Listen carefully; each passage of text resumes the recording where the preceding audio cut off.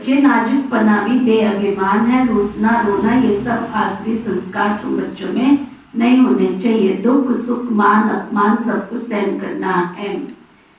प्रश्न, सर्विस में ढीलापन आने का मुख्य कारण क्या है? उत्तर, जब बेअभिमान के कारण एक दो खामियां देखने लगते हो तब सर्विस में ढीलापन आता है। आपस में अनबनी होना ये भी तो बेअभिमान है। मैं फलाने के साथ नहीं चल सकता, मैं फलाने के साथ नहीं रह सकता, ये सब नाजुकपना है। ये बोल मुख से निकालना माना कांटे बनना, ना फरमान बरदार बनना। बाबा कहते, बच्चे तुम रूहानी मिलिट्री हो, इसलिए ऑर्डर हुआ तो फौरन हाजिर होना चाहिए। कोई बात में आनाकानी नहीं करो। धारणा के लिए मुख के साथ बहुत मीठे शांत अति मीठे स्वभाव का बनना है। कभी भी क्रोध नहीं करना है। अपनी आंखों को बहुत बहुत सिविल बनाना है।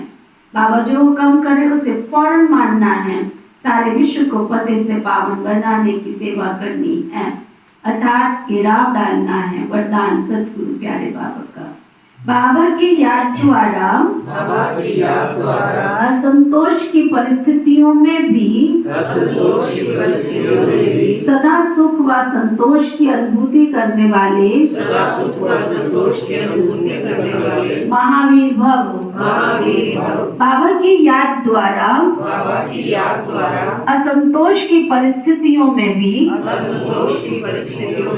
सदा सुख व संतोष की अनुभूति करने वाले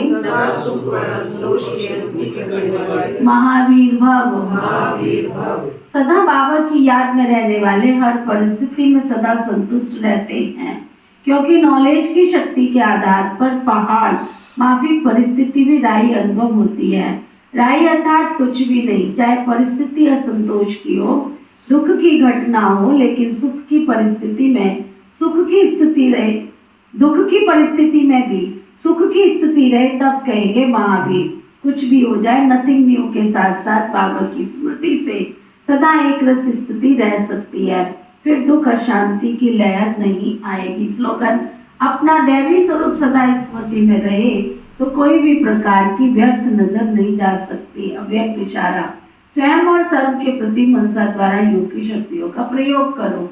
जैसे साइंस की शक्ति का प्रयोग लाइट के आधार पर होता है, अगर कंप्यूटर भी चलता है तो कंप्यूटर की माइट है ना, लेकिन आधार तो उसकी लाइट ही है ना। ऐसे आपकी साइलेंस की शक्ति का भी आधार लाइट है। जब वो प्रकृति की लाइट अनेक प्रकार के प्रयोग प्रैक्टिकल में करके दिखाती है, तो आपकी अविनाशी परमात्म लाइट, आत्मिक लाइट और साथ साथ प्रैक्टिकल स्थिति की लाइट, इससे क्या क्या